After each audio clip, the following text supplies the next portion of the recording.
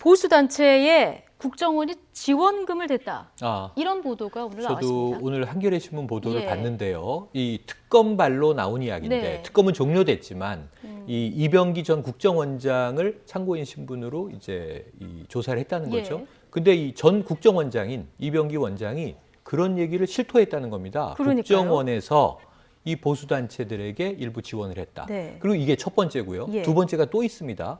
그러니까 지금 청와대에서 블랙리스트를 만들어서 문체부에 내려보내고 예. 지원해서 배제한 이것 때문에 김기춘 전 비서실장 구속돼 있는 거고요. 예. 조윤선 현 장관으로 들어갔다가 구속돼서 지금 전 장관이 됐죠. 그런데 문제는 국정원이 별도의 블랙리스트를 또 만들어서 이것도 문체부에 주고 그러니까 활용토록 했다. 국정원발 네. 블랙리스트가 또 있었다는 또 거잖아요. 있었다 이거거든요. 이걸 청와대와 국정원이 공유했는지 아닌지는 아직 확인되지 않았어요. 이건 네. 더 향후 수사가 필요한데 여기 심각한 문제가 되는 게 뭐냐면 국정원이 특정 정치적 성향, 이념적 성향을 가진 단체를 지원했다.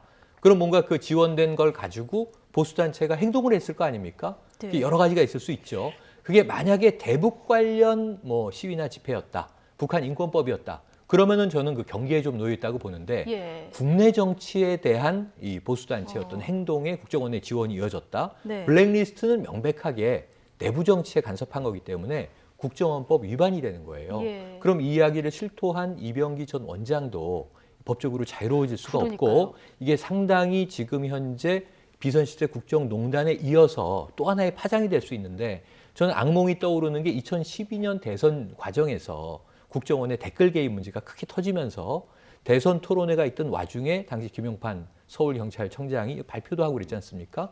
그 문제가 굉장히 장시간 재판으로 이어졌고 여야 갈등으로 이어졌고 결국 원세훈 전 국정원장은 지금 이제 유죄가 또 판결이 났습니다. 예. 이게 한 정권 내내 이어져 온 거예요.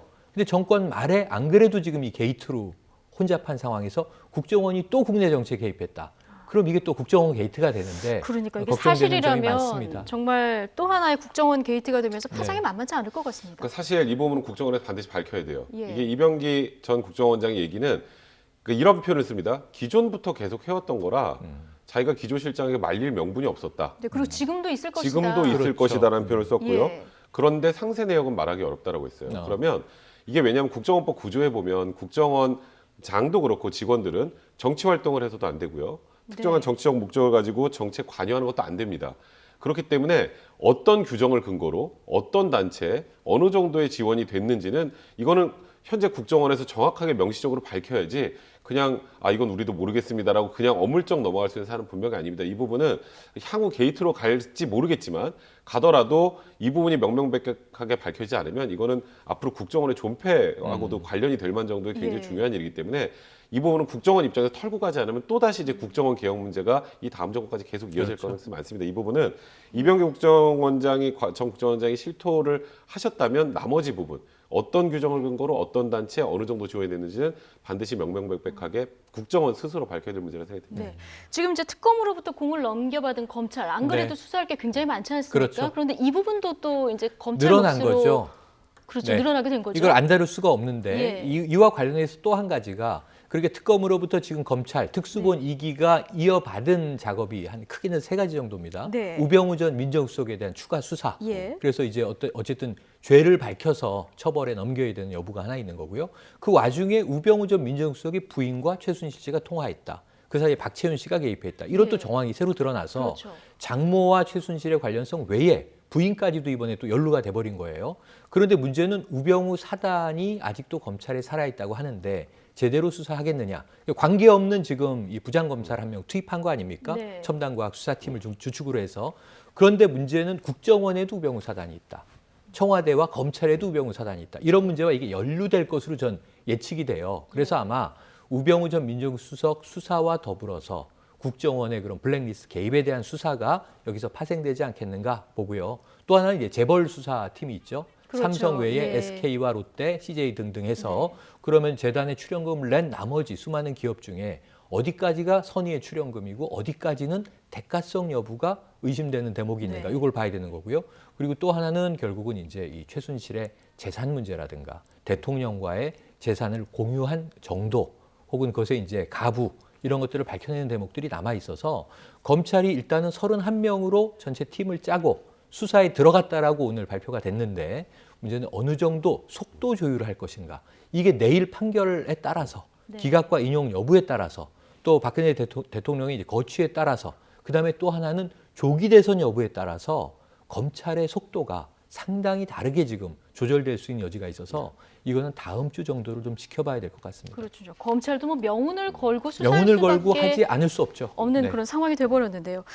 자, 박영수 특검팀이 이제 끝나면서 일괄 기소했던 이 국정농단 게이트 연루자들 이제 재판에 줄줄이 나오는데 오늘 그 이재용 삼성 부회장 재판 시작입니다. 근데 공판 준비 기일에는 나올 의무는 없는 네, 거죠? 당사자는 안 나올 거고요. 예. 뭐 이건 변호사들이 중심으로 앞으로 어떤 쟁점을 가지고 어떤 증거자를 통해서 어떻게 우리가 반대로 입증을 하겠다라는 예. 부분을 서로 교환하고 밝히는 자리라고 보시면 되고요. 근데 이제 특검법에 보면 그러니까 일반 그 통상적인 형사 사건하고 달리 재판 기간이 좀 짧습니다. 예. 1심 3개월, 2심 2개월, 대법원 2개월, 그러니까 총 7개월 안에 결론이 나게 돼 있어요. 예. 그러니까 3개월 안에 결정이 돼야 되니까 법원에서도 일반 다른 사건들처럼 뭐 일주일에 한 번 정도 잡고 하는 게 아니라 일주일 동안 거의 내내 거의 매일매일 집중 심리라는 과정을 통해서 3개월 안에 이제 결론을 도출하게 되는데 사실 굉장히 신속하게 심리를 그렇죠. 그러니까 하게 사실 법으로 규정이 되어 있군요. 네, 이제 예. 특검이 이제 가장 앞으로 남아 있는 특검 수사는 끝났지만 공소유지 여기서 만약에 뭐 무죄 판결이 나온다 그러면 지금 이 탄핵이 내일 어떤 결정이 나오더라도 또 그거에 대한 정당성 문제 또 생길 수 있어요. 그러니까 맞물리고 맞물려서 굉장히 그렇죠. 복잡한 상황이 사실 되는 이재용 거죠. 부회장이나 지금 김기춘 실장이나 조윤선 장관 같은 경우에 변호인단 면면이 어마어마하게 화려합니다. 예. 근데 거기에 맞서서 지금 특검 팀에 어느 정도의 지원이 되고 있는지 사실 국회는 뭐 그 당시에 좀 현실성 없었던 특검 기간 연장에 매달릴 게 아니라 향후 공소유지할 때 특검을 어느 정도 지원을 해줄 것인가에 대해서 좀 포커스를 맞췄어야 되는데 그 부분이 좀 미흡했다는 생각이 개인적으로 좀 듭니다. 네, 그럼 아까 말씀한 대로 신속 심리 감안하면 1심 재판 선고는 뭐 한 5월쯤 나온다고 네, 보면 그렇죠. 될까요? 3개월이니까 5월쯤 나오는 겁니다. 그렇군요. 그때 뭐 조기 대선이 이루어질 수도 있는 그런 그렇죠. 상황인데요. 어쨌든 내일 11시 이후 어떤 운명의 시간이죠. 결정이 내려질지는 그때 끝까지 지켜봐야 될 것 같습니다. 자, 지금까지 백성군 변호사 그리고 최영일 시사평론가와 함께했습니다. 두 분 고맙습니다. 고맙습니다.